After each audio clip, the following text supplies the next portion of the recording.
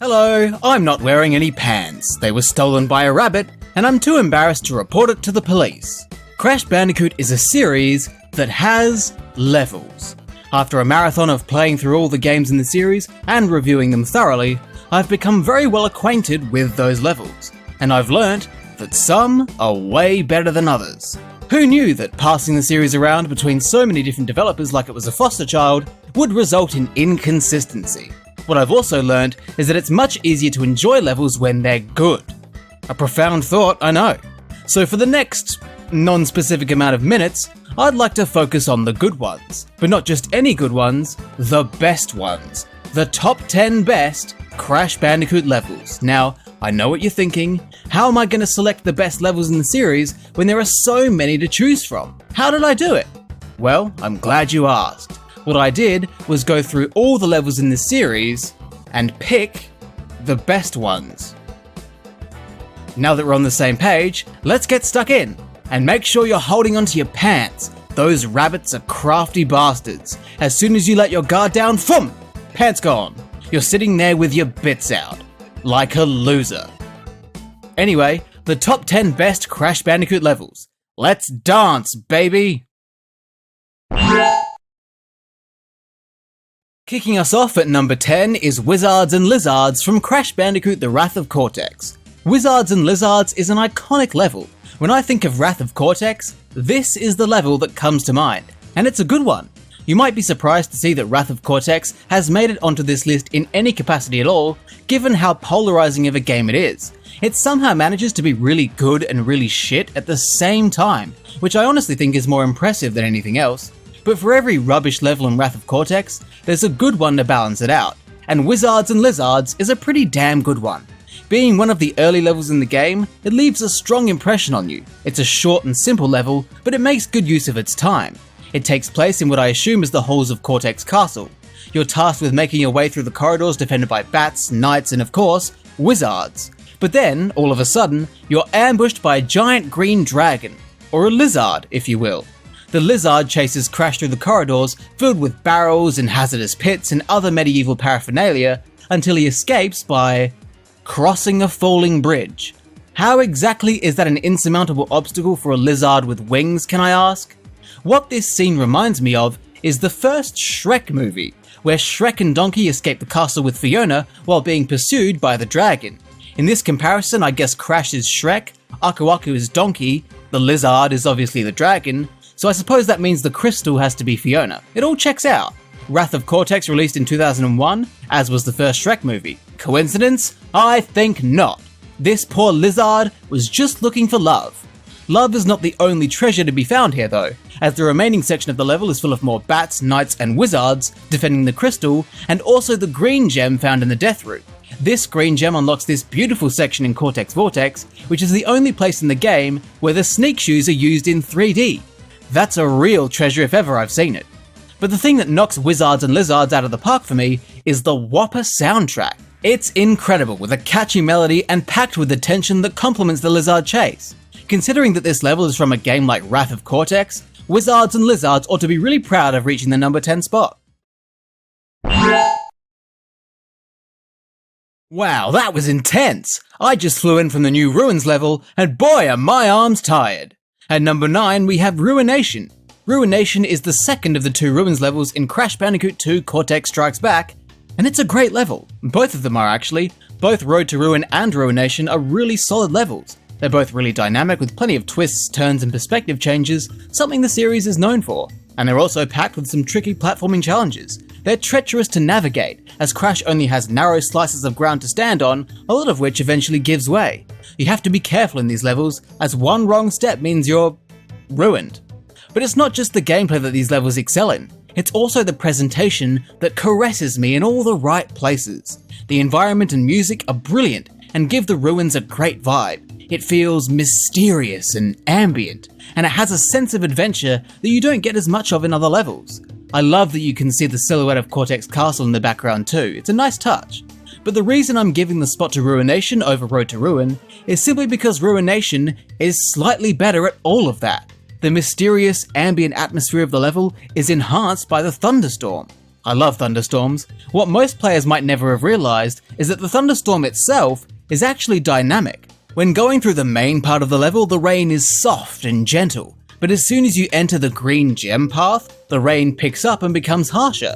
It's such an unnecessary detail that most people would never notice, but I love that they did it anyway. Unfortunately, this was lost in the Insane version. Speaking of green gem routes, Ruination is also the more challenging level. It comes later in the game, so naturally it's going to be more demanding. And I do love a challenge. One other insignificant detail that I'm inexplicably obsessed with is that I'm pretty sure Ruination is the only level in the whole game to have a unique end warp. In every other level's end warp, the rooms are completely closed off from their levels. Looking at them, you wouldn't be able to tell which level it's from. But Ruination's is special. A chunk of the back wall in Ruination's end warp is missing, and through the gap, you can see the level's backdrop. It's so not important, but I love it anyway. Unfortunately, this was also lost in the Insane version, but at least Insane makes up for it with a fun time trial. Ruination is a great level for many reasons, some significant, some not, but it's great all the same. Next up at number 8, we have Snow Way Out from Crash Bandicoot 4 It's About Time. Snow Way Out is a level that has so much to enjoy. It starts off with a cheeky nod to the timeline split, and then gets straight into showing off Capuna's time power, since this is the first level she's available in. While her power is the most boring of the quantum masks, Snow Way Out shows off a variety of ways in which it can be used. It works very well in tandem with countdown crates, nitro crates, and other fast-moving level elements. Snow Way Out also has magnificent presentation. It has one of my favourite pieces of music in Crash 4. It's got a great melody that sounds like something you'd hear in classical music. The setting is also fantastic and pretty unique. A frozen, bashed up fishing village full of hideous zombies. You don't see those too often, not unless you're from the north of England. It has a serene but slightly ominous feel to it that I really enjoy. But the thing that strikes me most about Snow Way Out is that it actually grants you some freedom to explore. Crash 4 is a traditional Crash game in the sense that the levels are structured like corridors. There's a set path with only one way forward, and you cannot deviate from that path unless the game tells you to do so. Snow Way Out is like that too, but it's weirdly pretty open. There are lots of offshoot areas with little secrets and hidden crates, even some behind waterfalls. Who doesn't love a good waterfall secret? It's also just a well-designed level in general, as are pretty much all the levels in Crash 4. Snow Way Out isn't too difficult, but it has some really solid platforming in there. I'm a particular fan of the Train of Ice platforms for some reason. They really resonate with me. I feel like they're a metaphor. Some days I feel strong and like I can carry on no matter who is standing on me. Some days I feel a bit slippery and like I'm losing control. Some days I feel like I could crumble the moment something touches me. But there's one constant throughout. Every day I'm being ridden by a bandicoot. And I'm so used to it that there's Snow Way Out. And that's our number 8 spot. Following up at number 7 is Rock the Casaba from Crash Bandicoot 2 Entranced. Rock the Casaba is only a 2D level on the Game Boy Advance, but it's an absolute ripper. I often think that the GBA games go unappreciated. That might be because the GBA trilogy ended on a shitstorm, and we all tried to forget that it ever happened, but regardless, I think XS and Entranced deserve some appreciation, because they're really good games that encapsulate the spirit of the console games and adapt that spirit onto a teeny tiny pathetic little handheld really well. They're very impressive, and I think no level demonstrates that better than Rock the Casaba. Visually, this is a great level with lots of gorgeous pinks and purples that complement the fiery yellows and oranges sprinkled across the level. Musically, it features a great remix of the same theme from Warped. In fact, I think I like it more than the original. It's a lot bouncier and more energetic than the original, which is more on the atmospheric side. But the main selling point of this level is obviously the gameplay. Rock the Casaba is a high-octane platforming level with a focus on verticality, ascension, and descension. It features lots of monkey bars and ropes that Crash has to climb and jump from to make it through. These level elements aren't ones you see too often in Crash, so it's cool to see them used here so well. Those fun platforming segments are broken up by a magic carpet ride, which isn't as fun as the platforming, but still enjoyable. A side-scrolling on-rails shooter? Could be worse. Crash and Coco have definitely piloted vehicles worse than this. Even in Entranced, there are some shockers. This is a beautiful action-packed level, especially for a simple GBA level. There's never a dull moment. The only thing I'm not totally on board with is the name. I'm not sure why it's called Rock the Casaba. According to Google, a casaba is a melon of the fruit variety. According to Urban Dictionary, a casaba is a melon of the tit variety. I'm not sure what this level has to do with fruit and tits. Maybe it's supposed to be rock the melon, like a rock melon? And I guess the domes on the rooftops look vaguely breast-like. I can imagine a baby suckling at the nip. But other than that, I'm not really seeing the connection. I hope it's not some sort of cultural, racial stereotype. That would make me look like a prick. Unintended racism aside, Rock the Casaba is a brilliant level, a worthy champion of the Crash GBA duology, and worthy of holding the number 7 spot.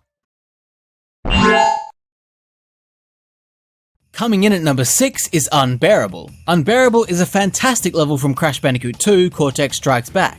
The name implies that it's unbearable, but the reality is quite the opposite.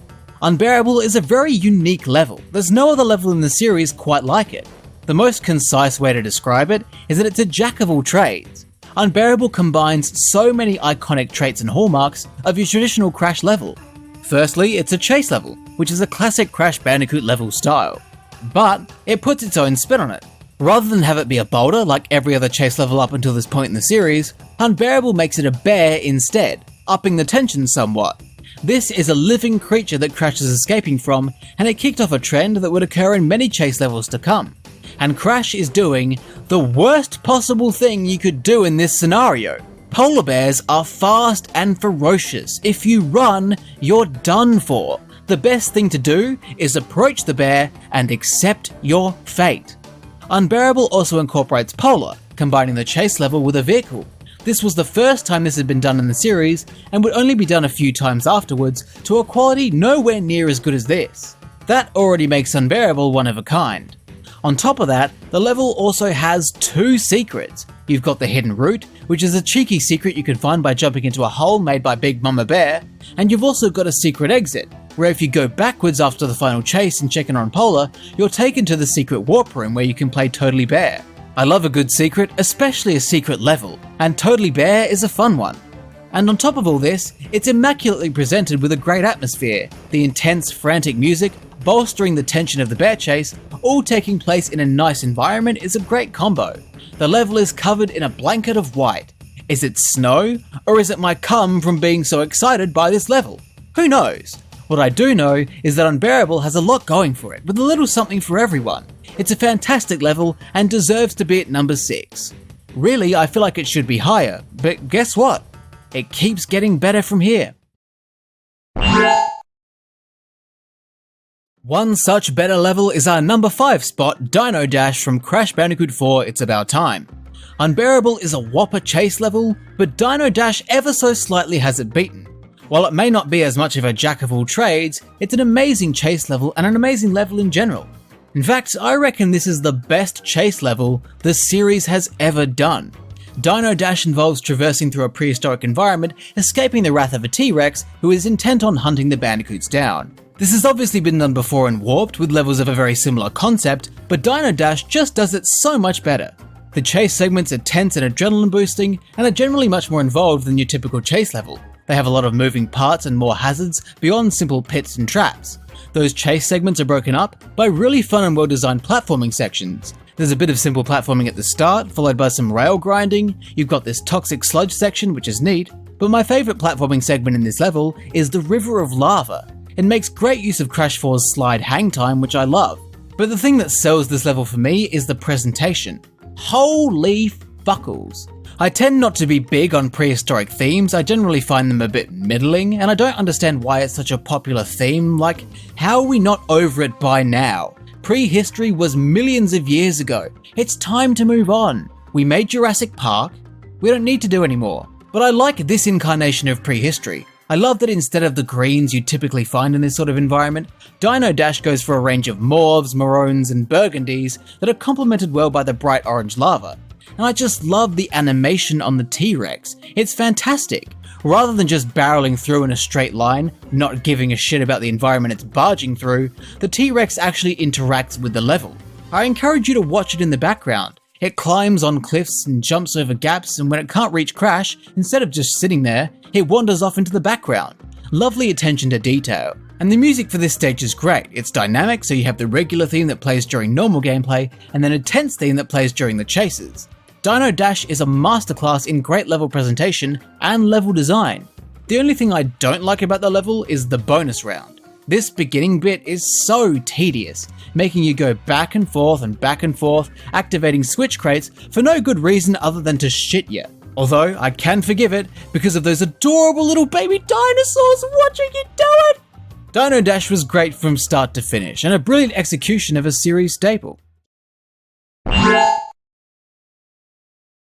But now we head to the world of ancient Egypt with our number 4 spot, Tomb Waiter. Tomb Waiter is a brilliant level from Crash Warped that sports the Egyptian tomb theme. The tomb levels across the whole game are all pretty great, to be honest. Similar to the Ruins levels from Crash 2, they give off a sense of adventure with an air of mystery about them.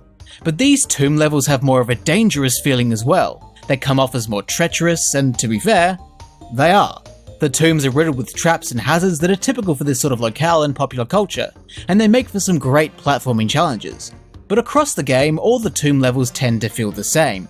Bug Light is a little different due to its use of the Firefly mechanic, as well as the greater focus on the tomb's exterior, but otherwise it's very much in the same style as the others. The only tomb level that really stands out is Tomb Waiter. Tomb Waiter is unique among the tomb levels as it features the temporary threat of drowning. The tomb is flooded with water that periodically rises and falls, forcing you to time your movements and make sure you can stay above the water's surface. It changes the whole pacing and rhythm of the level, making it feel like its own beast rather than just another tomb. It's even got a blue gem. I love the color gems for some reason. I'd like to have them in real life. They're so pretty. Tomb Waiter really is something special. The only other level like it is King 2 Uncommon from Entranced, which is obviously just a 2D adaptation of this level concept. Tomb Waiter also has brilliant presentation. I mean, all of Crash 3's levels do, so that's no surprise, but the level looks great and has a fitting atmospheric soundtrack to go with it. When you really think about it, it does seem like kind of a gross level. These tombs tend to be filled with the mummified dead, and I'm not too keen on the idea of swimming in stagnant, musty corpse water. You can imagine how it smells. But other than that, Tomb Waiter is a great level to behold. Even its name is great, Tomb Waiter, a play on wading through water, and Tomb Raider. Whatever genius came up with that can raid my tomb anytime. I've never played Tomb Raider, but come on, that was staring me in the face. You think I wasn't going to make that joke? Who do you think I am? Claiming our first podium position in the number 3 spot is Stormy Ascent. Stormy Ascent is an excellent level and one of my favourites from the whole series for many different reasons. Formerly, my favourite level from the first game was Slippery Climb. I loved it. It was the only level of its kind in the game, and it was a tough one, a test of pure platforming skill. It even had the red gem. Like I just said, I love the colored gems, and considering how the gems work in this game, claiming the red gem was one bitch of a challenge. It had a great atmosphere as well. The harsh rain, thunder and lightning, working together with the intimidating architecture and the ominous tense music, was fantastic. I didn't think there would ever be any Crash 1 level that could replace it as my favourite from that game. And then, I learnt about Stormy Ascent. Stormy Ascent was a level that never made it into the final product. It was nearly complete, it even features on the back of the PS1 box in a screenshot, but ultimately it was scrapped from the game and it faded into obscurity. The legend of Stormy Ascent was always one that intrigued me. It was technically possible to play the level in the original game using Game Shark codes or any similar cheating devices, but I never had any of that, so I never got to play it. Which was why I was so glad it was fully realised and added into the Insane trilogy for all of us regular folk to play and be driven mad by. Stormy Ascent is brutal. You want to talk about a test of pure platforming skill? Stormy Ascent blows Slippery Climb out of the water. It's an insane level, and all you've got are the basic Crash 1 moves: running, jumping and spinning. Nothing else can save you here. No gimmicks, no funny business, just a glorious gauntlet of pain. It kicks your ass so hard it turns you inside out. And now, because it's in the Insane trilogy, it comes with a time trial as well. Stormy Ascent was everything I dreamed it would be, and now I'm mad that it was cut from the original game. I'm pretty sure this was supposed to be the final level before Cortex, and that's how it should have been. Fuck the Great Hall, this is a much better way to finish off the game. Just picture it. The danger, the atmosphere, the tension. You can taste it all as you climb your way up to Cortex's blimp to bring this adventure to a close. It would have been great. All of those feelings are amplified if you seek out a way to play the original version. Using a little trick I like to call emulation, I managed to use a code to dig out Stormy Ascent from the deepest, darkest depths of the original game. And holy shit, what an experience. Like I said, the danger, the atmosphere, the tension, it's palpable, but in the original, it's even stronger. Mainly because the level is unfinished and hidden away in the game's files. The bonus tokens are glitched out and crash the game if you collect all 3. The lab assistant's attacks are out of whack. It's all slightly off. You're not meant to be here, and you feel it. It almost makes your skin crawl. Stormy Ascent is a legendary level. The lore that surrounds it and the level itself make it one of my all-time favorites. Now, on the complete opposite end of the spectrum, in our number 2 spot, we have Offbeat from Crash Bandicoot 4 It's About Time. Offbeat couldn't be any more different to Stormy Ascent if it tried. As opposed to a castle exterior caught in a ferocious storm, Offbeat feels like a fucking party. It's a celebration, and one of the best presented levels in the whole series. How could you not love it? It features a bunch of ghosts, skeletons, and zombies having a whale of a time at a festival. The level is bright and colourful, filled with so many funky, well-animated enemies and characters. There are so many cool effects like the fireworks, and it's a level full of cool details. As you make your way through the level, you come across these pianos that play notes when you walk on the keys. They aren't the correct notes, and anyone who has ever played a piano before will be furious at this, but hey, at least it makes the right kind of noise. It's not like each key makes a different animal sound. Music is a big part of the level though. Throughout the level you come across drums, uses trampolines, trumpet valves, uses platforms, music notes in the background, and even at the end, as you're grinding along the music staff, you're accompanied by a ghostly jazz band. It's great! A lot of it is even in time with the music. The flames, the trumpets, and the windows in the background all activate in time with the beat. It's really satisfying. Plus, it's full of all sorts of Easter eggs, from Pinstripe, Pura, Fake Crash and Ripperoo, all the way to Spyro, and even one of the Skylanders, whose name I don't know. You can just tell a lot of heart and soul went into designing this level. It really comes across well. As for the gameplay, Offbeat is one of the few levels in Crash 4 that I would consider easy. It being in Crash 4 still makes it one of the hardest levels in the series by default, but it's not too difficult, so you can relax and really spend time taking in the majesty of the whole thing. It's a very dynamic level with a lot going on, including the use of Lenny Lowly, and I really like these little cannon guys. They just want to be helpful. I don't suppose their offer of letting people jump into their heads and shooting them over the rooftops would be very appealing to your average person. I also don't know what these Mardi Gras cubes are supposed to be. They eat confetti and move around, which is strange, but it's creative I suppose, and it blends in with the rest of the environment. The level as a whole is just gorgeous. Even if it isn't the most challenging or intricately designed level from a gameplay perspective, it's still a very fun level, and you'd be hard pressed to find a level more visually and musically stunning than Offbeat. But before I get to the number 1 spot, there's something I have to address. We can't all be winners. Even in this age where everyone gets a trophy for simply showing up, there isn't enough room to fit every single Crash Bandicoot level into a top 10. There are loads of them. I reckon there are at least 15. Which unfortunately means that there were a handful of levels that I considered including, but they ultimately did not make the cut. Now these levels know how Stormy Ascent feels. But even though these levels didn't make the top 10, I do want to acknowledge and appreciate their existence anyway, so here are some honourable mentions. Crash and Burn from Crash Bandicoot The Wrath of Cortex. This is one of Wrath of Cortex's best levels. In fact, I'm pretty sure it was the first one they made. Or maybe it was created as some kind of PS2 tech demo or something? I might be getting that confused. Either way, Crash and Burn is a really solid level. It has a great environment and atmosphere with some strong gameplay. Having a level designed around an erupting volcano and having you ascend it by wrapping around its edges is fucking cool, and no one can convince me otherwise. The only thing I hate about this level is the beginning bit. Why do we have to start on the other side of a lake? All we do is break 2 crates and then jump on this turtle platform thing which takes us across so we can start the level proper. Why? That's 15 seconds I'm never going to get back. That turtle platform never appears again. What's the point? Just start us on the dock for God's sake. Jungle Bungle from Crash to Insanity. This is probably my favourite tutorial level in any game ever. It's just so charming and memorable. It's got a great sense of humour, which is probably why it leaves such a strong impression. The brain has an easier time remembering things that are funny. It's scientifically proven. I don't know if that's true actually, but it sounds like it could be true, so I'm gonna roll with it.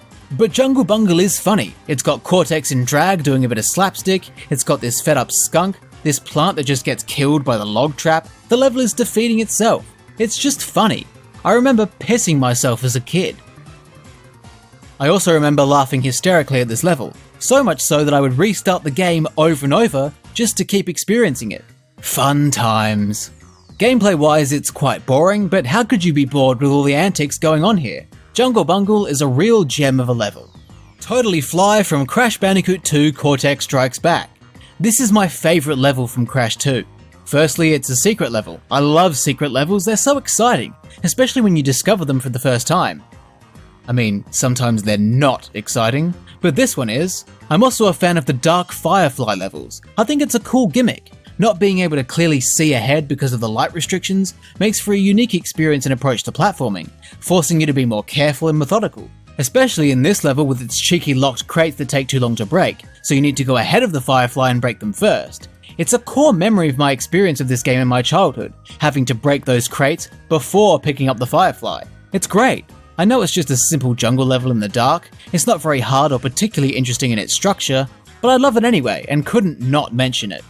Snow Job from Crash Bandicoot XS. It's good for XS to get a mention because I think it deserves to be recognised, but that's not entirely the reason why this level is here.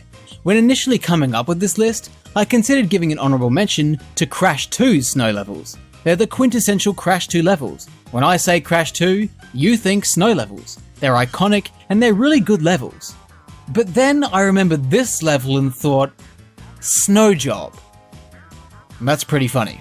Like, yeah, there are other snow puns this series has made. Snow Go, Snow Biz, yeah, cool, whatever. But Snow Job? Come on. Anything related to blowjobs is gonna pique my interest. Then I got distracted thinking about what a snow job would look like. Maybe a guy gets hard and then gets into the freezer, freezing his dick. Turns it into a coxicle, if you will.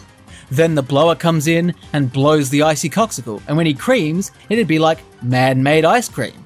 Snow Job. Or maybe it's just like a regular blowy, but in a really cold, snowy area, like northern Canada, for example. You'd get hormonal teenagers going crazy. They'd be like, oh, Sam just gave Jared a snowy behind the moose factory. Or something. Not that I think about horny teenagers sucking each other off, I'm just saying that's what a snow job could be. Snow Job as a level though is actually pretty good in all seriousness. It has some similarities with Unbearable actually in that it's dynamic and combines platforming, chase levels and polar, but it also carries over many of the features of Crash 2 snow levels, so it's a bit of everything. It's hard not to enjoy it. Almost as hard as... Nah, you can do the rest. But that's enough about freezing cold fellatio. It's time to crown our winner. Taking the number 1 spot and claiming the title of Best Crash Bandicoot Level is Future Tense. Future Tense is a masterpiece, an absolute behemoth of a level. There's so much to admire about it. In terms of gameplay, Future Tense is a marvel. It's extremely well designed. Exclusive to the Insane trilogy, it uses a lot of typical elements found in Warp's future levels, including conveyor belts, lasers, big missile robots, all of that stuff, but it uses them in brand new ways, changing their direction and behaviour and applying them in ways not seen before, even including platforming challenges involving the reflections from mirrors. It's good stuff. The level's structure is brilliant too. Lots of branching areas with plenty of room to explore. It has a really fun death route, and even the bonus round is cool. It's creatively designed with a heavy emphasis on solving this crate puzzle, something we'd come to see and expect from Crash 4. It's a really tough level, but it's not unfair. And what I really appreciate about it is that it actually uses Warp's power-ups really well. I usually dislike the power-ups, since they make Crash 2 versatile and flexible, trivializing most of the platforming challenges in the game. But Future Tense accounts for that and makes use of them in really creative ways. I've almost started liking them. The bazooka is still kind of overpowered, but beyond that, the powers are used very well. It's a brilliantly designed level and I can't get enough of it. Even its time trial is loads of fun. The level, purely from a gameplay standpoint, is very impressive and such a blast to play through. As for presentation, it's very similar to the other future levels, just taking place at a different time of day. This level got me to respect the future levels from Warped. I tend not to like futuristic sci-fi space-themed environments, and while I don't mind the future levels from the game, they aren't my favourite. Future Tense gave me the punch to the gut that I needed to properly take them seriously and appreciate what they have to offer, because they really are magnificent. Future Tense helped me see the light. On top of all this, there's one thing that Future Tense has that no other level does. Future Tense is symbolic in that it is the first original Crash level to be released since Mind Over Mutant, which came roughly a decade earlier. Adding this brand new level to the Insane trilogy was a monumental moment for the series, showing that there was more brilliance like this to come. The future was bright. I cannot think of a single bad thing to say about this level. Future Tense is fucking wicked. It might not be as excruciatingly difficult as Stormy Ascent, and it might not be as visually bombastic as Offbeat, but Future Tense is a fantastic level and easily the peak of the series. Whew, I'm buzzing from that. Talking about these levels has been a lot of fun. I admit some of my choices may have been mildly unusual, but I feel good about this list. It was really hard to pick only 10 levels to make the cut. There are so many great levels across the series that I was dying to talk about, but I just couldn't find any room to fit them in. If I had talked about every level I wanted to include as an honourable mention, we would have been here for hours. And I don't know about you, but I've got other shit to do. Even though some personal favourite levels of mine had to be left out, I'm happy with how this list ended up. I imagine not everyone will agree with me. Opinions tend to make people believe different things, so I look forward to being told that I'm wrong. But if you're gonna tell me I'm wrong, you have to promise to list your top 10 best Crash Bandicoot levels so that I can tell you that you're wrong, making us even. Eye for an eye, you know what I mean? Anyway, I better be off now. I've got to get my pants back from that rabbit. Let's do this. Ah! Since when could rabbits use guns?